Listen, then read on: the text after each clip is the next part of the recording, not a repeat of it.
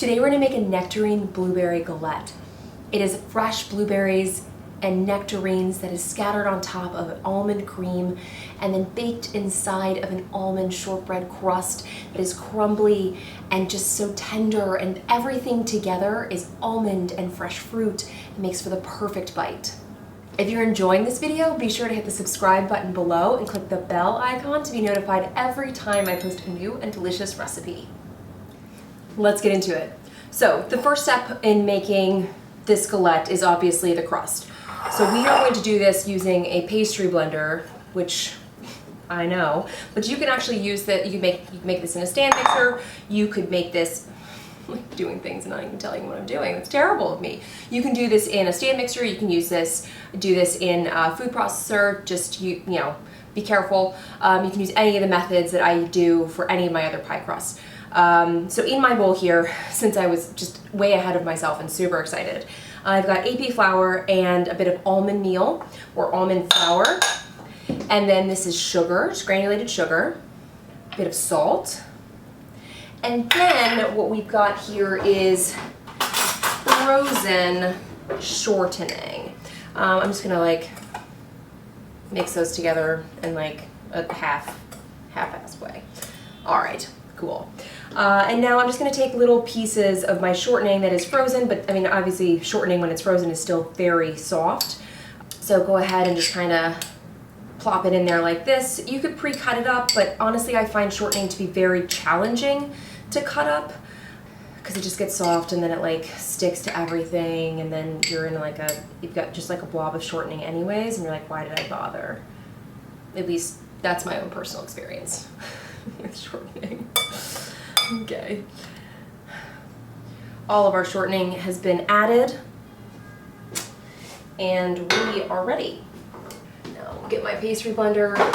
Because shortening is so soft, it's like not as hard as butter. Now we're just gonna cut this in until the shortening is about the size of a pea, not any larger. And you don't want to cut it in all the way because you do want a little bit of that flakiness, but really we're creating a nice short crust here. Make sure that I get all that flour that's at the bottom. We evenly cut it into the bottom and the top layer. I know that sounds weird, but you know, you don't want unprotected flour at the bottom. Okay, so we have cut this in. There's a little bit of shortening in here, there's some chunks, but these big pieces are actually just clumps. Chunks and clumps. That's what we've got in our bowl. Now, for ease of addition, we do want to beat our little egg here. We don't want to be, you know, adding a whole egg yolk and expecting it to like mix in homogeneously. No. Let's be realistic. Could I have done this earlier? Totally. But I didn't. Okay, now I'm going to put my egg in there. It's like a nice enriched pastry dough. And we're just going to kind of like mix this in with our fork. There's nothing like, you know, crazy happening right here. We're just kind of mixing it in. It's almost like a sablé in a way, except that mixing method is a bit different. So we've got our egg kind of going here, and you can see that we've got some chunks still. So we are going to add a bit of water, not a lot. This is almost there. And you don't want to add too much. You don't want this to be wet, or that would be even harder to work with. This dough is, you know, a little bit more crumbly than some of my all butter pie crust. Those are a little bit more flaky, and this is a little bit more tender and soft, almost like a short crust. And so we're gonna add a little bit of water here, but not a lot. You can see that it already kind of looks like a cookie dough, and we're like, this is gonna be delightful. So, I mean, probably even less than a tablespoon is what I'm gonna add here. And we're just gonna mix that in. Now, if you cut your shortening in less, then you will need a little bit more water to pull it together. And that's okay. It's just, these are the things, this is the variable nature of pie crust, right? Okay. All right, so we have our crust. I'm gonna turn it out and you're gonna see that it's beautiful. I'm pretty stoked about this. Yes. This is one of my favorite crusts. It's the same one that I used on my rhubarb pie up there. Okay, now we're gonna gather this and kind of just make sure that it is actually in a nice ball. I mean, it couldn't look any prettier than this, and that's all I'm gonna say about this, peeps. She is magnificent. I'm gonna wrap this in plastic wrap. Boom. And pop this in the refrigerator, and I'm gonna let it chill while I do the rest of my things. It should chill at least an hour. Maybe we're not gonna get there with her, but you know. Oops. She should chill an hour.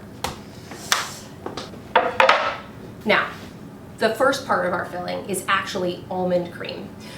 You can make either of my almond cream recipes, the one with paste or the one with almond meal. This is actually the one with paste. They taste almost identical when baked into a product, so it's really about the ingredients that you have on hand and your preferred method. I also have blueberries, and we've got nectarines. You could 100% use peaches. If you're going to use peaches, then peel them. You can watch my video on 3 ways to peel peaches to find your preferred method. Now with nectarines, I feel absolutely no inclination or need to peel the nectarines because they have like a really nice soft skin. You could make this peaches, you can make this with a combination of any fruit.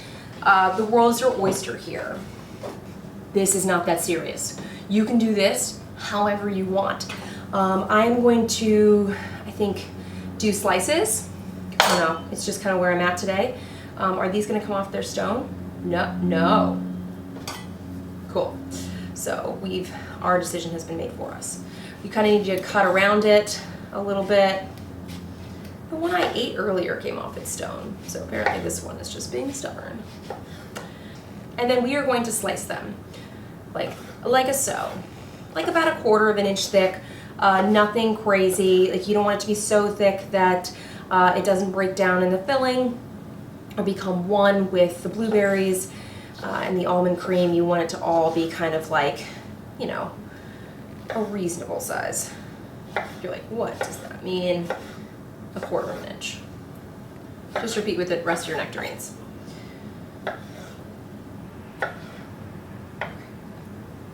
We've done it. I'm gonna go ahead and pop these in a bowl.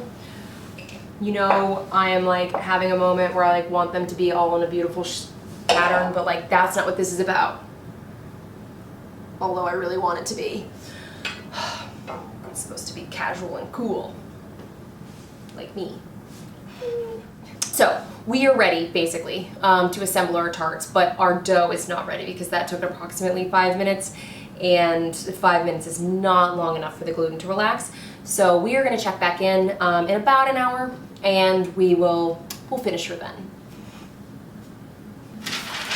All right, our tart dough is chilled, and we are ready to assemble our galette.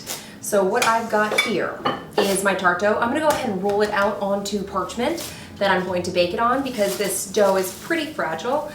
I am still going to grab a little bit of bench flour for the top. Just go ahead and put that there. It is a little on the stickier side. And I'm just going to roll it out. Now, obviously keeping in mind that our final shape is a circle. So we are going to kind of roll in a circle shape, as one would imagine. Okay. And we're going to go to a little fatter than like a 1/4 inch. I mean, you know, just a little, especially on the bottom. You want to make sure that it can support the crust or the filling and all the things that we're going to place on it. The good thing about this crust is that if it breaks a little bit or a piece comes off, you can just press it back in. It's not that serious, and it's not going to shrink on you because of the shortening and all the fat, and there's very little water in it. Okay, so speaking of which, we are going to start putting our filling in there. This feels actually quite even. All right, now what I've got here is almond cream, and I'm gonna go ahead and get this kind of spread out. You want to leave, you know, a nice border around the edges for folding. but you want a decent amount in the center. All right, you want about, I mean, it's a little thicker than 1/4 of an inch. It's definitely not a 1/2 inch though. That's a lot of filling. And it's gonna take forever to bake. So go ahead and just, it's a little smidge thicker than 1/4 of an inch. So now we've got that, and we are ready to put our filling on, which of course, excuse me, is just nectarines and blueberries. I'm gonna put some blueberries on the bottom because I want them to kind of stick down there and do their thing. And if I put them all on top, then they're just gonna like fall all over the place. And as I said before, I'm gonna be real cool, and I'm not gonna be like persnickety about how I place them in here, because you know I wanna do like some sort of fan pattern situation, but like that's not what today's about. So we are just gonna pile it on. Now I'm gonna have a little bit of extra nectarines, so maybe 4 would have been okay. I also probably, you know, you could make a larger galette or whatever. I'm gonna go ahead and kind of stud the top with some of your extra blueberries.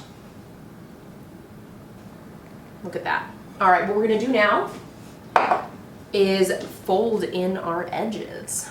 The good thing about also having it on parchment already is that you can use your parchment, yeah, do you see that? To go ahead and lift up and stick your crust. Oh yeah, look at that.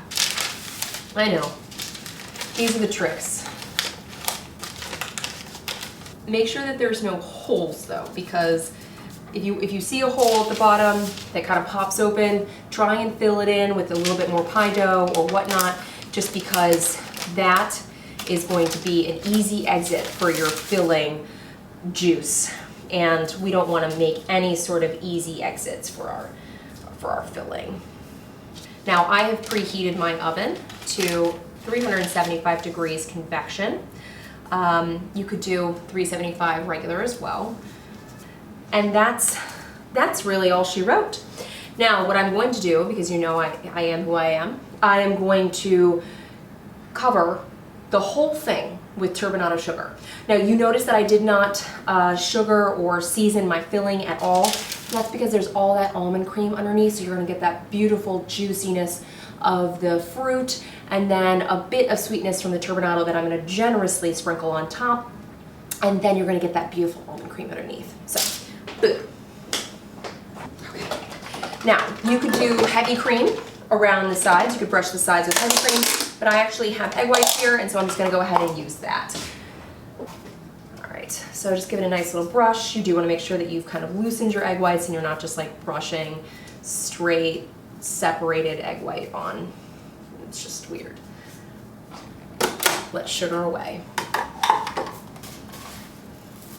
Again, generous amount in the center and on the sides.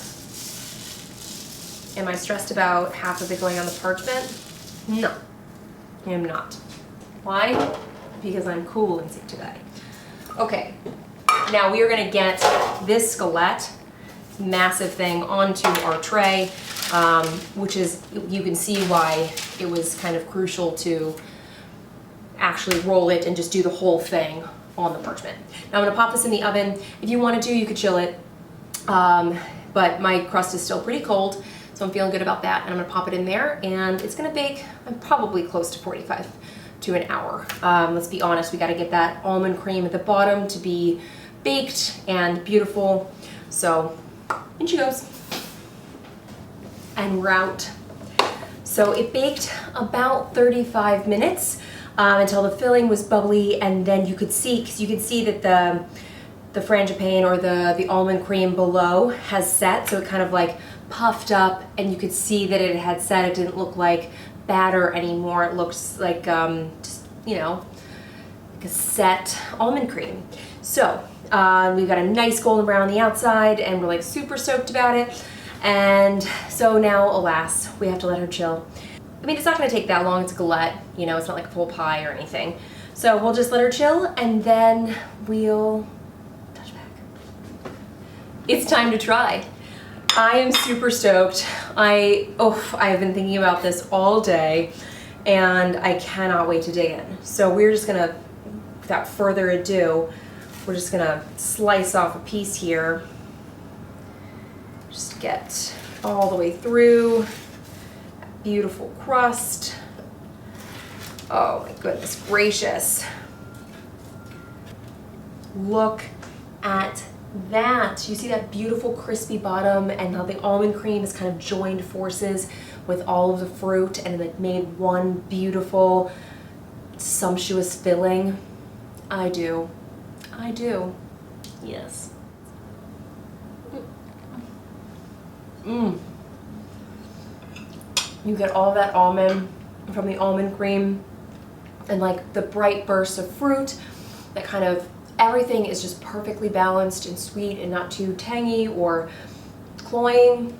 It's just, you get such a nice crumble from the crust, which is like soft and just melts in your mouth, but it has a nice gorgeous crisp on the bottom, and then you get that soft tender fruit. It's the perfect bite.